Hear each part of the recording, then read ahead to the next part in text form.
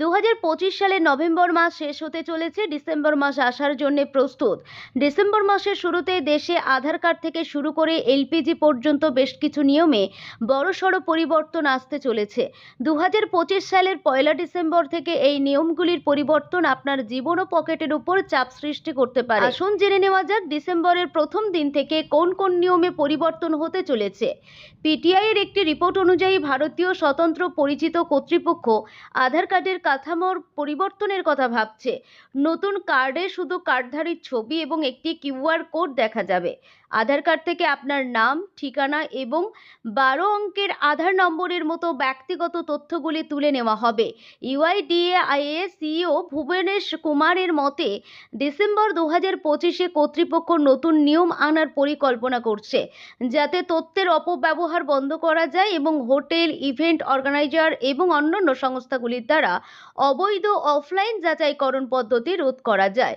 December মাসে UPI নিয়মেও বড় পরিবর্তন আসতে চলেছে।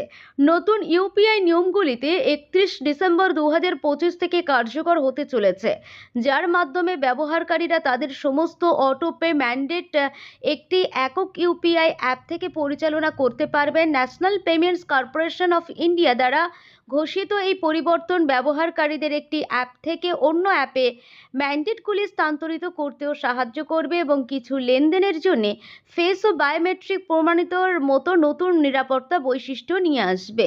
1 ডিসেম্বর 2025 থেকে ভারতের বৃহত্তম ব্যাংক এসবিআই এর ডিজিটাল ব্যাংকিং পরিষেবাতে সবচেয়ে বড় পরিবর্তন আসতে চলেছে। ব্যাংকের অনলাইন এসবিআই এবং ইউনো লাইট প্ল্যাটফর্মে এম-ক্যাশ পরিষেবাটি বন্ধ হয়ে যাবে। এসবিআই ডিসেম্বর 2025-এর মধ্যে তাদের নতুন ইউনো 20 অ্যাপও চালু করবে বলে আশা করা হচ্ছে। এম-ক্যাশ পরিষেবার মাধ্যমে গ্রাহকরা সুবিধাভোগী রেজিস্ট্রেশন ছাড়াই কেবল প্রাপকদের মোবাইল নম্বর বা ইমেইল আইডি ব্যবহার করে টাকা পাঠাতে পারবেন।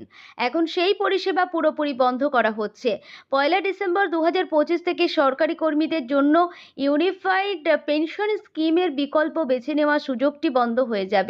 সরকারের জন্য 30 নভেম্বর 2025 পর্যন্ত সময়সীমা নির্ধারণ করেছে, যদিও এর আগে শেষ তারিখ 30 সেপ্টেম্বর 2025 ধার্য করা হয়েছিল, যা পরে বাড়ানো হয়। ইউনিফাইড পেনশন স্কিম পূর্বে চালু থাকা ন্যাশনাল পেনশন সিস্টেম থেকে বিভিন্ন একটি মডেল। যদি কোনো কর্মচারী ইউপিএস এর আওতায় আসতে চান, তবে তার জন্য শেষ তারিখ 30 নভেম্বর 2025। 30 নভেম্বর 2025-এর পরে পেনশনভোগীদের লাইফ সার্টিফিকেট জমা দিতে সমস্যা হতে পারে, কারণ 1 ডিসেম্বর 2025 থেকে লাইফ সার্টিফিকেট জমা দেওয়ার আর সুযোগ থাকবে না। নির্ধারিত তারিখের মধ্যে যদি কোনো পেনশনভোগী ব্যাংকে গিয়ে তাদের